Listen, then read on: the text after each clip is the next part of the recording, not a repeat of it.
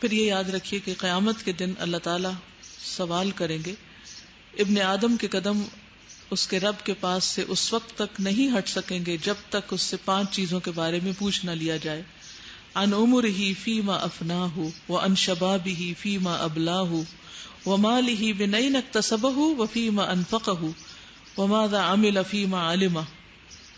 کہ عمر کن کاموں میں صرف کی، جوانی کہاں گزاری، مال کہاں سے کمایا اور کہاں خرچ کیا، جو کچھ سیکھا اس پر عمل کتنا کیا.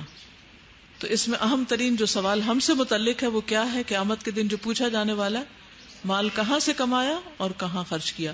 تو اس سے یہ پتہ چلتا ہے کہ انسان کو اپنے ذرائع آمدنی پر نظر رکھنی چاہیے، اور اس سلسلے میں سب سے پہلی چیز یہ کہ اس آمدنی کا ذریعہ حلال ہونا چاہیے، حرام سے بچنا چاہیے. رسول اللہ صلی اللہ علیہ وسلم نے فرمایا، رزق حاصل ہونے میں تاخیر کی وجہ سے مایوس نہ ہو، کیونکہ مرتے دم تک بندے کے نصیب کا جو رزق ہے وہ اس تک پہنچ کر رہے گا. اس لیے میانہ روی کے ساتھ رزق کی تلاش میں رہو، حلال روزی حاصل کرو اور حرام کو چھوڑ دو. تو ہمیں کیا پتہ چلتا ہے کہ رزق میں تاخیر کی وجہ سے مایوس نہ ہو جاؤ. اگر مالی پریشانی ہے تو پریشان نہ ہو، کیونکہ مرنے سے پہلے جو بھی نصیب میں ہے وہ ضرور مل کر رہے گا. تو میانہ روی کے ساتھ رزق کی تلاش میں رہو، حلال روزی حاصل کرو، حرام کو چھوڑ دو. رسول اللہ صلی اللہ علیہ وسلم نے فرمایا، اپنے اور حرام کے درمیان کسی حلال چیز کو آڑ بنائے رکھو. جس نے ایسا کیا وہ اپنے دین اور عزت کو محفوظ کر لے گا، دین اور عزت دونوں محفوظ ہو جائیں گے. پھر یہ کہ رزق میں پاک دامنی اختیار کی جائے. رسول اللہ صلی اللہ علیہ وسلم نے فرمایا، اگر تم میں 4 خصال پائے جاتے ہوں، 4 عادتیں ہوں، تو تمہیں دنیا کے کسی فائدے سے محرومی کا کوئی افسوس نہیں ہونا چاہیے. یعنی 4 چیزیں جس کے اندر ہوں، اسے دنیا میں سے اگر کچھ نہ بھی ملے اور یہ 4 چیزیں مل جائے تو وہ خوش قسمت ہے. نمبر 1 امانت کی حفاظت، نمبر 2 سچی بات، نمبر 3 حسن فطرت یعنی اچھے مزاج کا ہونا، اور نمبر 4 رزق کی پاک دامنی. پھر یہ ہے کہ ظلم کے ساتھ مال حاصل نہیں کرنا چاہیے، مال کمانے میں ظلم نہیں ہونا چاہیے. نبی صلی اللہ علیہ وسلم نے فرمایا، جو آدمی ظلماً کسی کی زمین دبائے گا تو وہ اللہ سے اس حال میں ملے گا کہ اللہ اس پر ناراض ہوگا. یعنی کسی کے مکان، زمین، پلاٹ پر ناجائز قبضہ نہیں کرنا چاہیے، چاہے وہ بھائی کا ہی کیوں نہ ہو، چاہے وہ بہن کا ہی کیوں نہ ہو، چاہے وہ کسی فوت شدہ رشتہ دار ہی کا کیوں نہ ہو. تو کیا نہیں کرنا؟ کسی کی زمین پر، کسی کے مال پر غاصبانہ طور پر قبضہ نہیں کرنا. پھر کسی کا مال ناحق نہیں کھانا، نہ کسی کی زمین اور نہ کسی کا کھانا. نبی صلی اللہ علیہ وسلم نے فرمایا، جس نے کسی مسلمان کا ناحق ایک لقمہ بھی کھایا، بے شک اللہ تعالیٰ اسے اتنا ہی جہنم کا کھانا کھلائیں گے. یعنی چوری سے کسی کی چیز کھا لی. پھر ابو حمید ساعدی سے روایت ہے کہ رسول اللہ صلی اللہ علیہ وسلم نے فرمایا، کسی شخص کے لیے اپنے کسی بھائی کا مال اس کے حق کے بغیر لینا جائز نہیں. یہ اس لیے ہے کیونکہ اللہ نے ایک مسلمان پر دوسرے مسلمان کا مال حرام قرار دیا ہے. یعنی اگر آپ کو یہ پتا ہو کہ کوئی آپ پر مال خرچ نہیں کرنا چاہتا اور آپ زبردستی اس سے لے رہے ہیں تو یہ مال کیا ہوگا؟ آپ کے لیے حرام ہوگا. چلیے مجھے اب آپ بتائیے کہ حرام ذریعہ آمدنی میں کون کون سی چیزیں شامل ہیں؟ حرام سورسز آف انکم کون کون سے ہیں؟ ہاتھ اٹھا کے بتائیے. نمبر 1 سود. سود سب سے بڑا حرام ہے. قرآن مجید میں آتا ہے وَأَحَلَّ اللَّهُ الْبَيْعَ وَحَرَّمَ الرِّبَا. اللہ نے تجارت کو حلال قرار دیا ہے اور سود کو حرام قرار دیا ہے. رسول اللہ صلی اللہ علیہ وسلم نے سود کھانے یا کھلانے والے پر لعنت فرمائی ہے. جو شخص سود کا پیسہ کھاتا ہے، ربا، انٹرسٹ، اس پر کیا کیا گیا ہے؟ لعنت کی گئی ہے. وہ اللہ کی رحمت سے محروم ہے. اب یہ جو آپ کو میں آج پڑھا رہی ہوں نا، یہ اسائنمنٹ کا حصہ ہے. یہ مت سوچیے کتاب میں نہیں لکھا تو اس لیے امتحان میں نہیں آئے گا. اب مرضی آپ کی توجہ سے سنیں اور دھیان سے سن کر جیسے میں سوال کر رہی ہوں اس کے مطابق سوال اور جواب نوٹ کر لیں. حرام آمدنی کا دوسرا بڑا ذریعہ برائبری، رشوت. رشوت کیا ہوتی؟ کوئی بتائے کہ رشوت کیا ہوتی؟ کسی سے کام نکلوانے کے لیے اس کو رقم دینا، کچھ پیسہ دینا.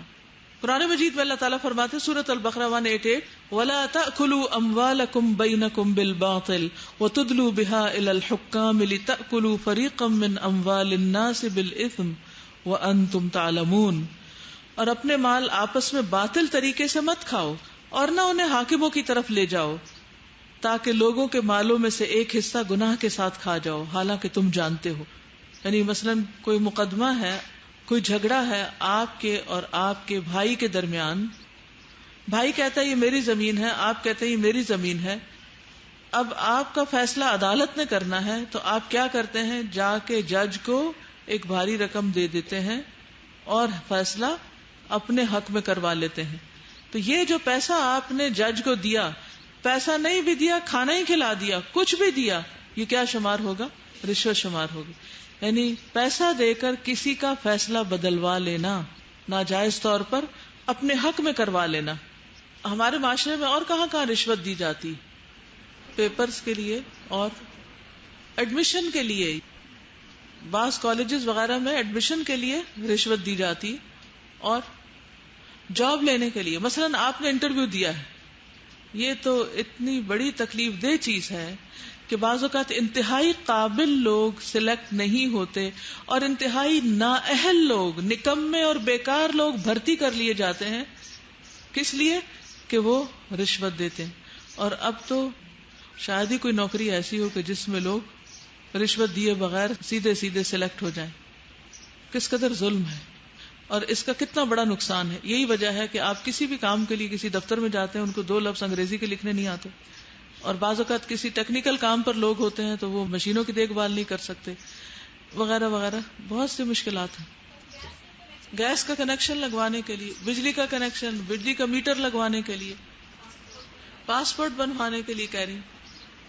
یعنی اپنا جائز حق لینے کے لیے، جائز کام نکلوانے کے لیے جب ایک انسان پیسہ دے کر نکلواتا ہے تو وہ دینا جو ہے وہ رشوت ہے، اور جو لینے والا ہے وہ تو آگ کھا ہی رہا ہے. حدیث میں آتا ہے الراشی والمرتشی کلاہما فی النار.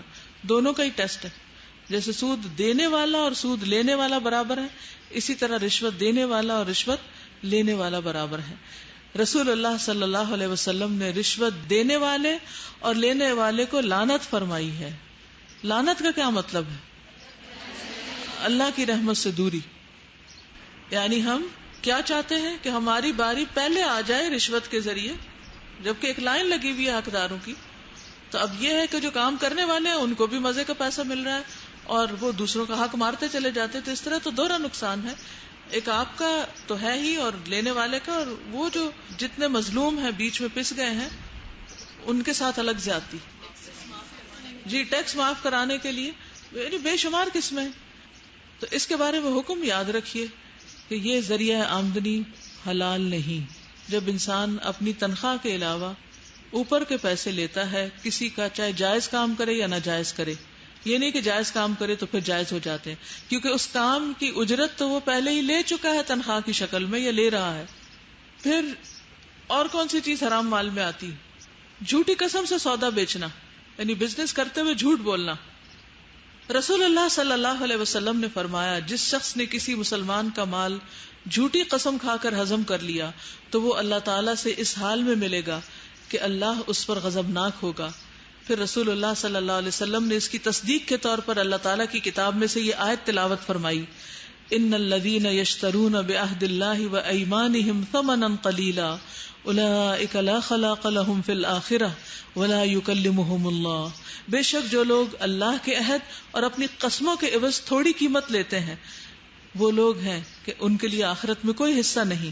اللہ قیامت کے دن نہ ان سے بات کرے گا، نہ ان کی طرف دیکھے گا، نہ انہیں پاک کرے گا، اور ان کے لیے دردناک عذاب ہے. نبی صلی اللہ علیہ وسلم نے فرمایا جس آدمی نے جھوٹی قسم کھا کر کسی کا حق مارا تو اللہ اس کے لیے دوزخ کو لازم کر دے گا اور اس پر جنت کو حرام کر دے گا. ایک آدمی نے عرض کیا اللہ کے رسول اگرچہ وہ معمولی چیز ہو، چھوٹی سی چیز ہو. آپ نے فرمایا اگرچہ وہ پیلو کی درخت کی شاخ ہی کیوں نہ ہو، یعنی ایک مسواک ہی کیوں نہ ہو. اگر کسی کا مسواک تھا اور پتا تھا وہ کسی کا ہے تو جھگڑے کے وقت اگر انسان قسم کھا کے کہے کہ یہ میرا ہے اور وہ اپنا بنا لے حالانکہ اس کا نہیں، تو اس پر بھی اتنی بڑی سزا ہے. تو یہ معمولی معاملہ نہیں ہے. کسی کا مال اس کی مرضی کے بغیر لینا، ناحق لینا، یہ نہایت ناپسندیدہ فعل ہے. اور ناحق مال کمانے کا طریقہ کیا ہے؟ ناپ تول میں کمی، اور جوا کھیلنا، اور شراب کا کاروبار، اور چوری، اور یتیم کا مال کھانا. یہ سارے لکھ لیجئے اپنے پاس. اور یعنی مجسمہ سازی، تصویر سازی، ان کے ذریعے مال کمانا. سگریٹ کی ہیلتھ ہیزٹ، یعنی کوئی بھی چیز ہے جو نشے کی بھی چیزیں بیچنا، ملاوٹ کر کے چیزیں بیچنا، اور بچوں کو کڈنیپ کر کے بیچ دینا. کتے کی کمائی، سور کی کمائی. کئی لوگ پگ بیچتے بھی ہیں، ہیم بیچتے ہیں. ہاں، جادو تعویذ کر کے پیسے کمائے جاتے ہیں. حرام چیزوں کی بے، حرام چیزوں کی خرید و فروخت. کوئی بھی حرام چیز اس میں آپ دیکھ لیجئے جس کا کھانا یا پہننا یا استعمال حرام ہو. جی، ایک بڑی اہم چیز جو آپ سے بہت قریب بھی ہو سکتی ہے، اس کا آپ نے ذکر نہیں کیا. کام نہ کر کے تنخواہ لینا، چھٹیاں کر کے، کام چوری کر کے، ٹال مٹول کر کے، ذمہ داری پوری نہ کر کے تنخواہ وصول کرتے جانا. دفتر میں خالی ہاتھ بیٹھے رہنا، یا اپنے ذاتی کام کرنا اور مہینے کے آخر میں تنخواہ وصول کر لینا. کچھ لوگ تو اپنی ڈیوٹی پہ جاتے ہی نہیں، جھوٹی حاضریاں لگوا کے تنخواہ لے لیتے ہیں. کیا یہ حرام ہے یا حلال ہے؟ سب کو پتا ہے. بیت المال یا گورنمنٹ کے فنڈز ناجائز طور پر استعمال کرنا، ان کو لے لینا اگر اس میں حرام کام کر رہے ہیں. سارے حرام نہیں، جو حرام کام ہے ان کی آمدنی حرام ہوگی. یعنی کوئی بھی ایسا کام جس سے شریعت نے منع کیا ہے اس کو کر کے پیسے کمانا، جیسے میوزک وغیرہ بجا کر، پروسٹیٹیوشن، زنا وغیرہ کی آمدنی. اسی طرح ایک اور چیز جو آپ نے مینشن نہیں کی، وہ ہے مزدور کی اجرت مارنا. کام کرا کے پیسے نہ دینا، سارا مہینہ کسی کو کام پہ رکھنا اور آخر میں کہنا جاؤ چھٹی کرو. خبردار جو گھر میں دوبارہ قدم رکھا، جیسے ماسی وغیرہ سے کام کروا کے اس کو اجرت نہ دینا. نبی صلی اللہ علیہ وسلم نے فرمایا، اللہ تعالیٰ کا ارشاد ہے کہ 3 طرح کے لوگ ایسے ہوں گے جن کا قیامت کے دن میں مدعی بنوں گا. ایک وہ شخص جس نے میرے نام پر عہد کیا اور وہ توڑ دیا. وہ شخص جس نے کسی آزاد انسان کو بیچ کر اس کی قیمت کھا لی، جیسے یہ بچے اغوا کر کے بات ہو رہی تھی. اور وہ شخص جس نے کوئی مزدور اجرت پر رکھا، اس سے پوری طرح کام لیا، جیسے کوئی بلڈنگ بن رہی ہے اس میں، یا صفائی کلیننگ کے لیے رکھا، یا کوئی مالی رکھا، یا کسی اور کام سے کسی کو رکھا اور پھر اس کے پیسے نہیں دیے لیکن اس کی مزدوری ادا نہیں کی. اور جہاں تک شراب اور جوا اور اس قسم کی بات اور قسمتیں بتا کر، نجومی بن کے، ہاتھ دیکھ کر کسی کے پیسے ہتھیانا، یہ بھی حرام کمائی ہے. اللہ تعالیٰ فرماتے ہیں، یا ایھا الذین آمنوا انما الخمر والمیسر والانصاب والازلام رجس من عمل الشیطان فاجتنبوہ لعلکم تفلحون. اے لوگوں جو ایمان لائے ہو، بات یہی ہے کہ شراب اور جوا اور شرک کے لیے نصب کردہ چیزیں، جیسے بت وغیرہ یا استھان بنائے جاتے تھے، یا درباروں کے اوپر بیٹھ جانا اور لوگوں سے قبروں کے نام پر نظر نیاز وصول کرنا اور خود کھا جانا، اور بعض اوقات غریبوں کے لیے فنڈ اکٹھا کرنا اور خود ہڑپ کر جانا، اس کا ناجائز استعمال کرنا یا اس کو ناحق استعمال کرنا، اس کو لیوشلی استعمال کرنا. اور فال کے تیر سب سراسر گندے کام ہیں، گندے شیطانی کام ہیں، سو اس سے بچو تاکہ تم فلاح پاؤ. سورۃ المائدہ کی آیت 90 میں بتا دیا گیا. اسی طرح فحاشی اور بے حیائی پھیلانے والے سارے کام حرام ہیں، اور ان سے پیسے کمانا جو ہے وہ بھی حرام ہے. قرآن مجید سورۃ النور میں آتا ہے، ان الذین یحبون ان تشیع الفاحشۃ فی الذین آمنوا لہم عذاب علیم فی الدنیا والآخرہ واللہ یعلم وانتم لا تعلمون. بے شک وہ لوگ جو پسند کرتے ہیں کہ لوگوں میں بے حیائی پھیلے، حیا ختم ہو جائے، ان لوگوں میں جو ایمان لائے، ان کے لیے دنیا اور آخرت میں دردناک عذاب ہے، اور اللہ جانتا اور تم نہیں جانتے. تو ایسی تمام چیزوں سے بھی پرہیز کرنا چاہیے. چور کی سزا کیا بتائی گئی؟ ہاتھ کاٹنا. والسارق والسارقۃ، چور ہو یا چورنی، عورت چور ہو تب بھی، فاقطعوا ایدیہما، ان دونوں کے ہاتھ کاٹ دو. جزاء، یہ بدلہ ہے، بما کسبا، اس کا جو انہوں نے کمائی کی. نکالا من اللہ، عبرتناک سزا اللہ کی طرف سے. واللہ عزیز حکیم، اور اللہ زبردست حکمت والا ہے۔ پھر ناپ تول میں کمی کرنا، یہ بھی ایک اہم چیز ہے، حرام کمائی۔ اس کی کوئی مثال دیں گے آپ کہ کیسے ناپ تول میں کمی کرتے ہیں لوگ؟ گندے پھلوں کو نیچے رکھ کے اوپر صاف رکھ دیتے ہیں، یہ تو اصل میں نا دھوکا ہے، بیسیکلی دھوکے سے کمائی کرنا۔ دودھ میں پانی ملانا، سامان تجارت کے علاوہ اس میں اور چیزیں ملاوٹ کر کے اس کو بھی ساتھ تول دینا اور اس کی قیمت وصول کرنا۔ جی، جو باٹ ہوتا ہے اس کے ویٹ میں کمی کر دینا۔ میٹ بیچتے ہیں، اس کو رات میں پانی میں ڈال دیتے ہیں اور صبح اس کا وزن زیادہ ہوتا ہے تو پھر اس کو بیچتے ہیں، تو اس میں دھوکا بھی آ جاتا ہے۔ تو ناپ تول میں کمی جو ہے، اس کے بارے میں شدید سویر وارننگ ہے قرآن مجید میں، وَيْلٌ لِّلْمُطَفِّفِينَ الَّذِينَ إِذَا اكْتَالُوا عَلَى النَّاسِ يَسْتَوْفُونَ وَإِذَا كَالُوهُمْ أَو وَّزَنُوهُمْ يُخْسِرُونَ۔ بڑی ہلاکت ہے ناپ تول میں کمی کرنے والوں کے لیے۔ کیا ہمارے معاشرے میں اس کی اویئرنس ہے؟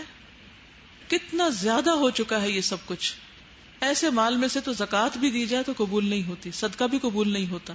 اسی لیے مناسب سمجھا کہ مال کو پاک کرنے سے پہلے سورس آف انکم پہ بات کی جائے کہ وہ بھی پاک ہو، حلال ہو، تو تبھی اس میں سے صدقہ قبول ہوگا، زکوٰۃ ادائی تب ہوگی۔ ہلاکت ہے ناپ تول میں کمی کرنے والوں کے لیے، وہ لوگ کہ جب لوگوں سے ناپ کر لیتے ہیں تو پورا لیتے ہیں، اور جب انہیں ناپ کر دیتے ہیں یا تول کر دیتے ہیں تو کم دیتے ہیں۔ لینے اور دینے کے پیمانے الگ الگ ہیں۔ پھر اسی طرح لوگوں سے مانگنا، سوال کرنا، بھیک مانگنا۔ رسول اللہ صلی اللہ علیہ وسلم نے فرمایا سوال کرنا حلال نہیں سوائے 3 میں سے ایک کے۔ کسی نے کوئی ضمانت دی ہو تو اس کے لیے سوال کرنا جائز ہے، حتیٰ کہ اپنی ضرورت پوری کر لے پھر رک جائے۔ یعنی کوئی کسی کا ضامن بنا اور پھر جس کا ضامن بنا تو وہ بھاگ گیا، اب ساری چٹی اس کے سر پہ پڑی تو یہ اب اپنے پاس سے کہاں سے دے، تو اس صورت میں سوال کر سکتا ہے۔ دوسرے، ایسا آدمی جس پر کوئی آفت یا مصیبت آ پڑی، جس نے اس کا مال تباہ کر دیا، یعنی راتوں رات اس کا پورا کارخانہ جل گیا، تو ایسے شخص کے لیے سوال کرنا حلال ہے، حتیٰ کہ کچھ ضرورت پوری کر لے، یعنی ضروریات اپنی پوری کر سکے۔ تیسرے، وہ آدمی جسے انتہائی محتاجی نے آ لیا، بہت لاچار ہو گیا، اور اس کی قوم کے 3 افراد کہہ دیں کہ یہ بہت لاچار ہے، تو اسے سوال کرنا حلال ہے۔ لیکن اس کے علاوہ آپ نے فرمایا اے قبیسہ، حرام ہے ایسا مانگنے والا جو ان وجوہات کے بغیر مانگتا ہے، وہ حرام کھاتا ہے۔ تو اس لیے محض مال بڑھانے کے لیے یا عیش و عشرت کی چیزیں خریدنے کے لیے کسی سے سوال کرنا جو ہے، یہ بھی سخت ناپسندیدہ ہے۔ اچھا، حرام کمائی کے نقصانات، جی پیچھے سے آپ بتائیے۔ مال کی برکت اٹھ جاتی ہے، اور کیا ہوتا ہے؟ دعا قبول نہیں ہوتی، اور کیا ہوتا ہے؟ نماز قبول نہیں ہوتی۔ نبی صلی اللہ علیہ وسلم نے فرمایا جس نے شراب پی اس کی 40 دنوں کی نمازیں قبول نہیں ہوتی۔ اگر شرابی توبہ کر لے تو اللہ تعالیٰ توبہ قبول فرماتا ہے، پھر اگر وہ دوبارہ شراب پیے تو اس کی 40 دن کی نمازیں قبول نہیں ہوتی۔ اگر توبہ کر لے تو اللہ تعالیٰ توبہ قبول فرماتا ہے۔ 4تھی مرتبہ یہ حرکت کرے تو پھر یہی ہوتا ہے، آخری بار پھر اس کی توبہ قبول نہیں ہوتی اور اس کو کیچڑ کی نہر سے پلایا جائے گا۔ لوگوں نے پوچھا کہ یہ کیا ہے؟ ابن عمر نے کہا دوزخیوں کی پیپ۔ حرام مال میں سے صدقہ کیا جائے تو اس کا کیا حکم ہے؟ ایک تو کہ قبول نہیں ہوتا، دوسرے کیا ہوتا ہے؟ اس کے لیے وبال کا باعث ہے۔ حرام مال میں سے صدقہ دینے سے صدقہ صرف قبول نہیں ہوتا بلکہ اس کے علاوہ وہ اس کے لیے سزا کا باعث بن جاتا ہے۔ فرمایا نبی صلی اللہ علیہ وسلم نے، صحیح ابن حبان کی روایت ہے، جس نے حرام مال جمع کیا پھر اس کے ذریعے صدقہ کیا تو اس کے لیے اس میں کوئی اجر و ثواب نہیں بلکہ اس کا گناہ اس پر ہوگا۔ کیا ہوگا؟ اس کا گناہ اس پر ہوگا۔ یعنی حرام مال سے صدقہ دینے سے ثواب کی بجائے گناہ ہوتا ہے، خواہ وہ غلام آزاد کرے یا رشتہ داروں کو دے یا کچھ بھی کرے اس سے۔ پھر جنت سے محرومی، حرام مال سے پلا ہوا جسم جنت میں نہیں جائے گا۔ اور ابن حبان کی روایت ہے، رسول اللہ صلی اللہ علیہ وسلم نے کعب بن عجرہ سے فرمایا، اے کعب، وہ گوشت اور خون جنت میں داخل نہیں ہوگا جو کہ حرام اور رشوت خوری پر بڑھا اور پلا، وہ جہنم کا زیادہ مستحق ہے۔ یعنی ایسے شخص کے لیے جنت نہیں۔ پھر اگلا سوال ہے مال کہاں خرچ کیا جائے، کہاں خرچ کرنا چاہیے؟ والدین پہ، ٹھیک ہے، قرآن ہمیں بتاتا ہے والدین پہ خرچ کرو، اور رشتہ داروں پہ خرچ کرو، اور یتیموں پر، مسکینوں پر، اور مسافروں پر، سب سے پہلے اپنی ذات پر. اپنی ذات پر خرچ کرنا بھی ثواب کا باعث ہے اگر آپ صحیح استعمال کر رہے ہیں. مثلا آپ بیمار ہیں اور علاج نہ کروائیں تو کیا یہ صحیح ہے کہ پیسے لگ جائیں گے؟ اس سے بہتر ہے بیماری رہو، پیسوں سے کچھ چوڑیاں خرید کے پہن لو. لیکن اپنی ذات پہ خرچ کرنے کا مطلب یہ نہیں ہے کہ انسان بس خرچ کرتا ہی چلا جائے. کتنا خرچ کرنا چاہیے اپنے اوپر؟ صرف ضرورت کا. نبی صلی اللہ علیہ وسلم نے فرمایا تمہارے لیے دنیا سے اتنا کافی ہے جتنا مسافر کا زادرہ ہوتا ہے. جتنا ہاسٹل میں نا آج کل آپ کے پاس اور آپ کو گزارا چل رہا ہے تو یہ کافی ہے. لیکن ہاسٹل آتے وقت تو یہاں پابندی تھی کہ آپ زیادہ نہیں لا سکتے، لیکن سسرال میں یہ پابندی نہیں ہوتی بلکہ وہاں الٹا اور ڈیمانڈ ہوتی ہے.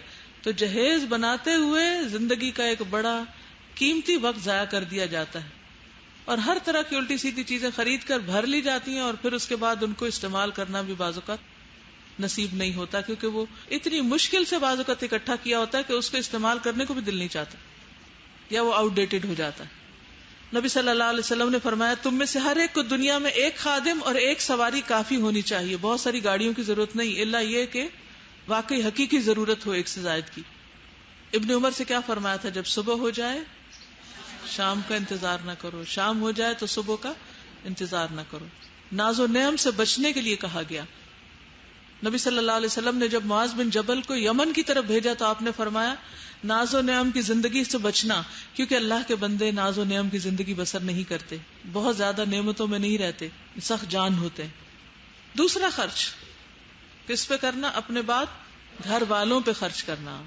ابو ہریرہ کہتے ہیں کہ رسول اللہ صلی اللہ علیہ وسلم نے فرمایا ایک دینار تم نے اللہ کی راہ میں خرچ کیا، ایک غلام کو آزاد کرنے میں خرچ کیا، ایک مسکین پہ صدقہ کیا، ایک اہل و عیال پہ خرچ کیا، اجر کے لحاظ سے وہ دینار سب سے زیادہ افضل ہے جو تم نے اپنے اہل و عیال پہ خرچ کیا. وہ کیوں سب سے افضل؟ کیونکہ اہل و عیال کو لوگ فار گرانٹیڈ لیتے ہیں، تو اپنے انہوں نے کیا کر لینا ہے، ان کو نہ بھی دیں گے تو کام چل جائے گا. ٹھیک ہے جی. صلہ رحمی کا اجر بھی ہے اور فرض ہے، مرد کے اوپر فرض ہے کہ وہ اپنے بیوی بچوں پر خرچ کرے. تو جب کوئی اپنا فرض ادا کرتا ہے تو اللہ کے ہاں اجر پاتا ہے. رسول اللہ صلی اللہ علیہ وسلم نے فرمایا افضل دینار جو آدمی خرچ کرتا ہے وہ ہے جو اپنے اہل و عیال پہ خرچ کرتا ہے. وہ دینار جس کو اللہ کے راستے میں اپنے جانور پہ خرچ کرتا ہے، یعنی سواری پر، آج کل گاڑی کہہ سکتے ہیں. وہ دینار جو اپنے ساتھیوں پر جو اللہ کے راستے میں ہوتے ہیں ان پہ خرچ کرتا ہے. عیال سے شروع کیا، پھر ابو کلابہ نے اس سے بڑھ کر کہا آدمی کا اجر کیا ہوگا جو اپنے چھوٹے بچوں پر ان کی عزت و آبرو بچانے کے لیے خرچ کرتا ہے، یا اللہ ان کو اس کے سبب سے نفع دیتا اور ان کو بے پرواہ کر دیتا ہے. تو بات یہ ہے کہ سب سے پہلے بیوی بچوں پہ خرچ کرنے کا فائدہ یہ ہے کہ ان کی عزت بچتی ہے، وہ یتیم مسکین سمجھ کر قابل صدقہ نہیں قرار پاتے، انہیں لوگوں سے بے نیازی حاصل ہوتی، وہ زندگی میں آگے بڑھ سکتے ہیں. ان کے کھانے پینے، ان کی صحت، ان کی تعلیم پر خرچ کرنا ان کو دنیا میں ایک باعزت مقام دیتا ہے. پھر اس کے بعد سواری وغیرہ آتی ہے اور پھر اللہ کے راستے کے ساتھی آتے ہیں. پھر جو جتنا مالدار ہو اس کو اتنا ہی زیادہ بھلے کاموں میں خرچ کرنا چاہیے. آپ نے فرمایا جو لوگ دنیا میں زیادہ مال و دولت جمع کیے ہوئے ہیں قیامت کے دن وہ خسارے میں ہوں گے، سوائے ان کے جنہیں اللہ نے مال دیا اور انہوں نے اسے اس کے دائیں بائیں آگے اور پیچھے خرچ کیا اور بھلے کاموں میں لگایا. اب آپ مجھے بتائیے کہ سامنے خرچ کرنا، پیچھے خرچ کرنا، دائیں کرنا، بائیں کرنا، اس کو آپ کیسے کریں گے مینٹین؟ دائیں کس کو دیں گے؟ جو آپ کے دائیں طرف بیٹھا ہو، اور بائیں جو بائیں طرف بیٹھا ہو، جو آگے بیٹھا ہے، جو پیچھے. بات ختم.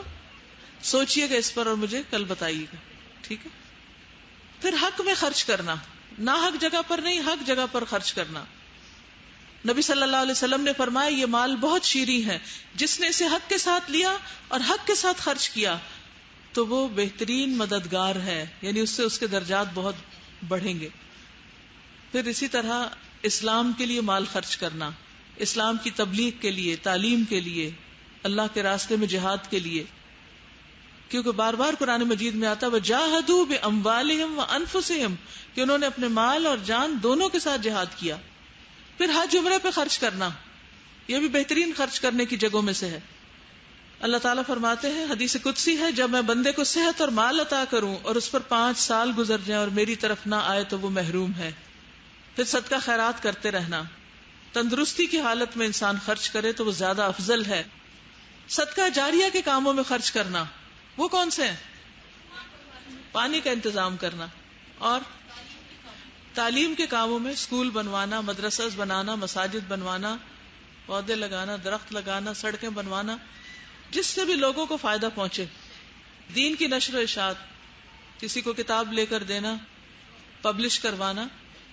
پھر دوسروں کو کھلانا پلانا، دوسروں کو کھلانا پلانا.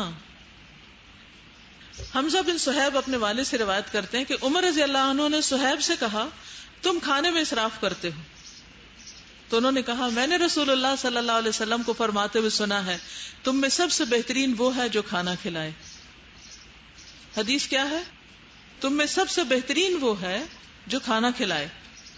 اور یاد ہے وہ بکری کا قصہ کہ جب آپ صلی اللہ علیہ وسلم کی غیر موجودگی میں بکری ذبح ہوئی اور تقسیم ہو گئی تو آپ نے پوچھا کتنا بچا؟ تو انہوں نے کیا کہا؟ شانے کے علاوہ کچھ نہیں بچا. تو آپ نے فرمایا سب بچ گیا ہے سوائے شانے کی. پھر مال کے غلط مصارف، کہاں نہیں خرچ کرنا.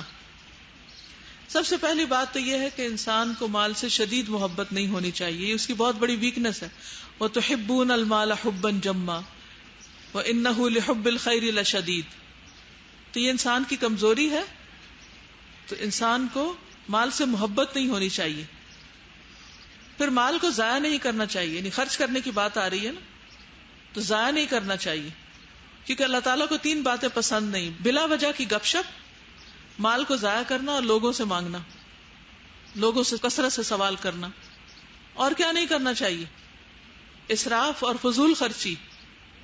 کلوا واشربوا ولا تسرفوا انہ لا يحب المسرفین والذین اذا انفقوا لم يسرفوا ولم يقتروا وکان بین ذلک قواما. اور کہاں بہت خرچ نہیں کرنا چاہیے؟ بہت زیادہ کیا نہیں بنانا چاہیے؟ کپڑے. اور کیا نہیں زیادہ خریدنے چاہیے؟ جوتے، کہ جوتوں سے گھر بھر جائے. اور فرنیچر اور گھروں کی بہت زیادہ سجاوٹ پر پیسہ خرچ نہیں کرنا چاہیے. حدیث سناؤ اس پر. نبی صلی اللہ علیہ وسلم نے فرمایا، قیامت اس وقت تک قائم نہیں ہوگی جب تک لوگ اپنے گھروں کو اسٹیج کی طرح مزین نہ کریں گے. جب تک اس کو اسٹیج کی طرح مزین نہ کریں گے، نہیں ڈیکوریشن پیس نہیں بنا دیں گے. ابھی آپ دیکھیں عام طور پر گھر رہنے کے قابل کم ہوتے ہیں اور سجاوٹ ان میں زیادہ ہوتی. پھر انسانوں سے زیادہ جانوروں پہ خرچ کرنا. اب تو یہاں بھی میں نے دیکھا ہے کہ سپر مارکیٹ میں کتے بلی کا کھانا پڑا ہوتا ہے جو بعض اوقات انسان کے کھانے سے بھی زیادہ مہنگا ہوتا ہے. رسول اللہ صلی اللہ علیہ وسلم نے فرمایا، لوگوں پر ایسا وقت آئے گا کہ ان کے دل اجمیوں کے دلوں کی طرح ہو جائیں گے، دنیا کو ترجیح دیں گے اور ان کا طریقہ آراب والا ہوگا. جو بھی رزق ان کے پاس آئے گا اس کو جانوروں پر لگا دیں گے، جیسے گھوڑے، اونٹ، اس طرح پالنے کا شوق کہ خود کچھ نہ کھانا، سب کچھ انہی پہ لگا دینا. جہاد کو تکلیف سمجھیں گے، زکوٰۃ کو جرمانہ تصور کریں گے. اور کہاں خرچ نہیں کرنا چاہیے؟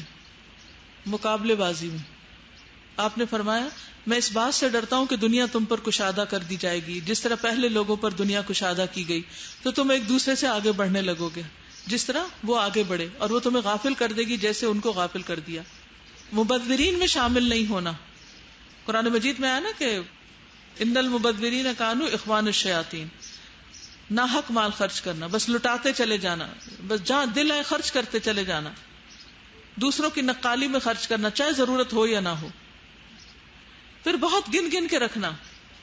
اس کے بارے میں قرآن مجید میں کہاں مذمت آئی؟ سورۃ الہمزہ، الذی جمع مالا وعددہ یحسب ان مالہ اخلدہ. پھر خرچ ہی نہ کرنا، یہ مال کے ساتھ بدسلوکی. نبی صلی اللہ علیہ وسلم نے حضرت اسماء سے کہا تھا، انفقی، خرچ کرو، اوانزحی، یا تھوڑا تھوڑا کر کے خرچ کرتی رہو، اوانفحی ولا تحسی فیحسی اللہ علیکی، گن گن کے نہ رکھو ورنہ اللہ بھی گن گن کے دے گا. بہت زیادہ حساب کتاب نہیں کرنا چاہیے. پھر میرا مال، اس کی تکرار نہیں کرنی چاہیے، میری یہ چیز، میری وہ چیز.